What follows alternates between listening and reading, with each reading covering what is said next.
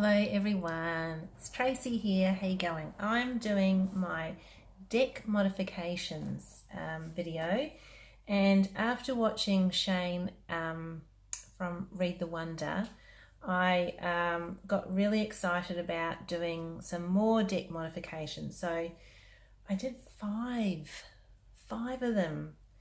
Now the first one that I was really excited after seeing Shane's one, he did the Wild Unknown, and obviously he has the real deal. I don't have the real deal. It's like this kind of thing.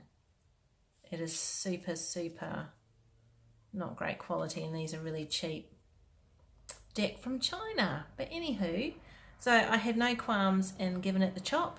So it had like this little border, and what was really interesting, so I've edged it. I sort of was in two minds as to what colour I wanted to edge it. So I don't know if you can see that well enough, but I did it in a Bic marker, so a permanent marker, just in this purple, and that turned out really nice. So I did it in purple and I did it in black.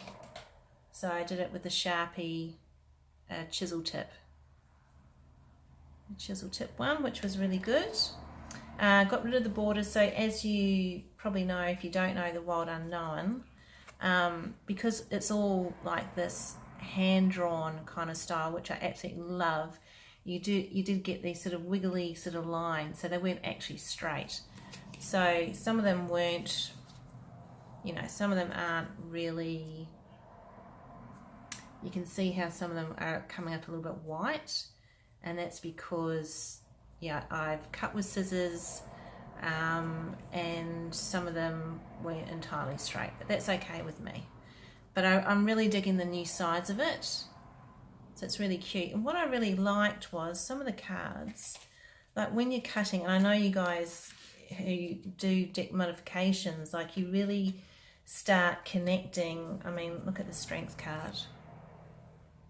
You really start connecting with the images, and it brings you, I think, a little bit closer to the deck. This is one of the ones that I really enjoyed cutting. So the Father of Cups, and it looks like it's raining.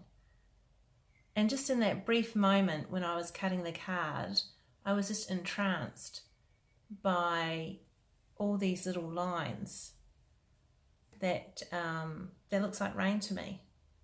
And it's raining into the cup, and it's raining. So yeah, it's a rainy day.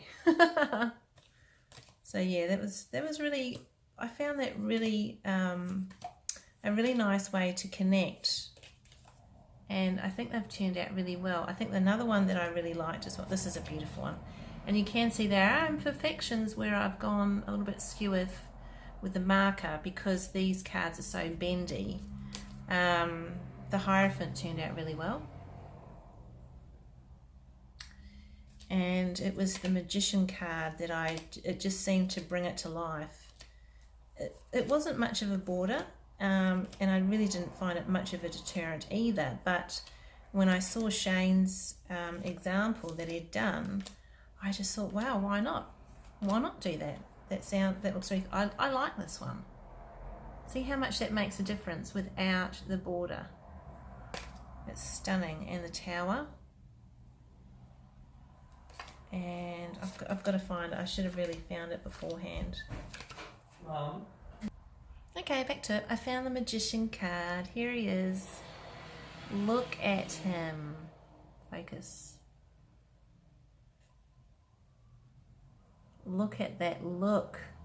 Look at his, just that strong vision. I love this card.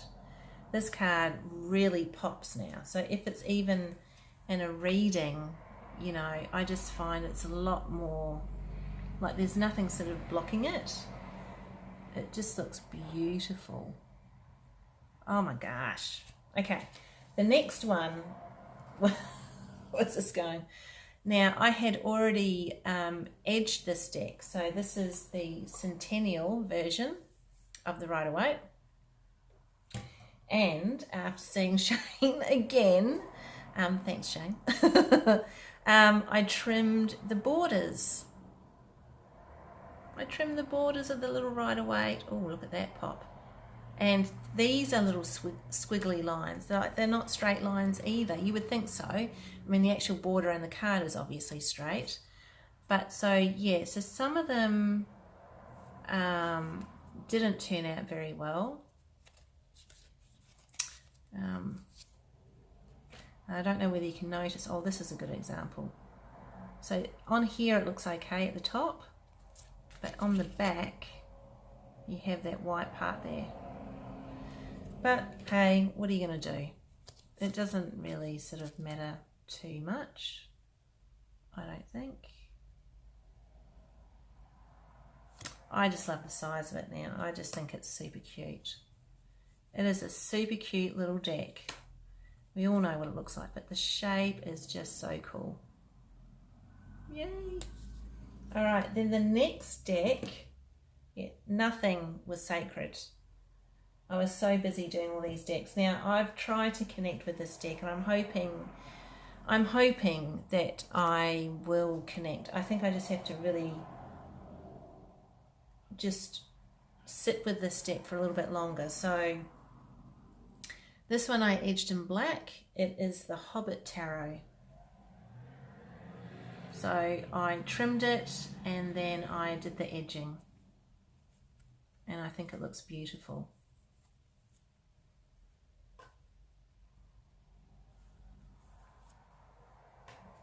Oops.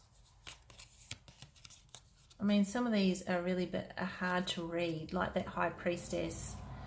You know, you're trying to look for something that goes with the Rider-Waite system, and some of it is, but it's so connected to the story, it makes it hard to sort of recognize what's going on, you know.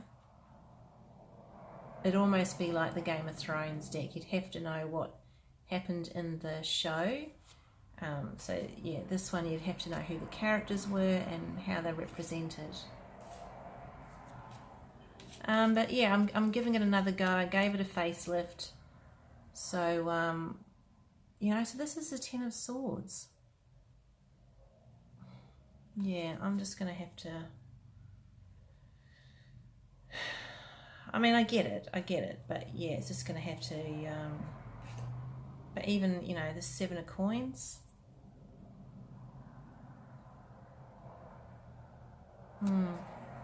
Anywho, we'll see. Now, here's another one. Now, I was sort of playing between two colours for this one, and then, like, you sort of have an idea as to what's going to look good.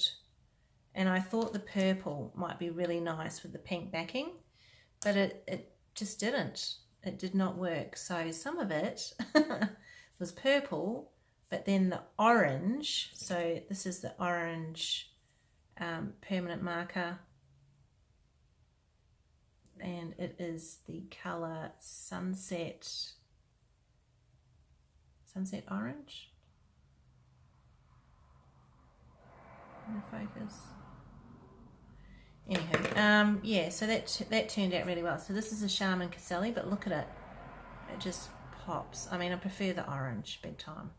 And I did try a little stamp pad that I had, but the ink just wasn't drying properly, and I'd left it there for probably about 3 or 4 hours, and it still wasn't drying, and it wasn't going to. It was just like a cheap one. So yeah, I'm really happy with the way that one turned out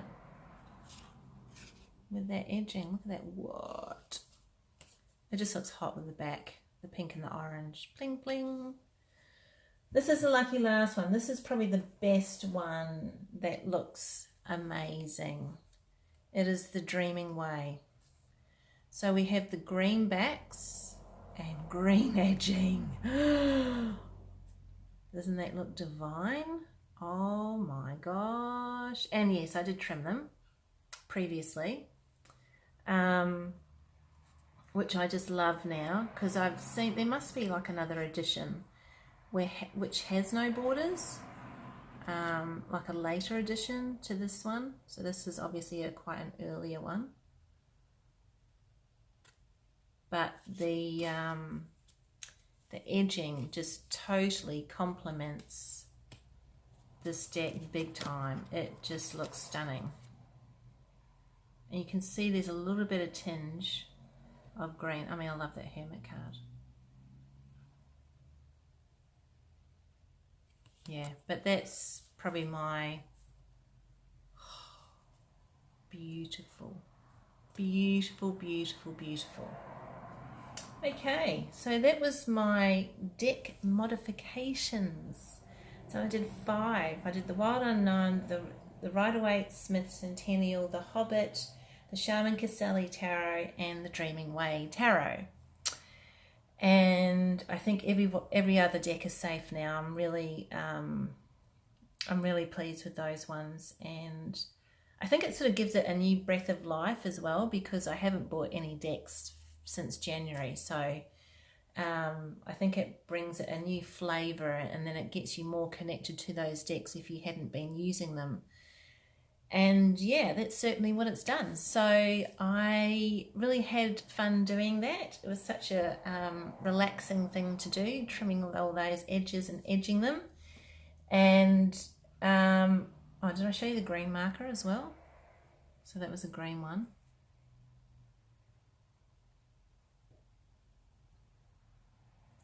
And I don't know if you can still see the colour. I think it's pretty worn off by now. Can you see it? No. And it's just those types of edges. And you had the Sharpie chisel. Okay, lovely people, I will see you next time. Bye-bye.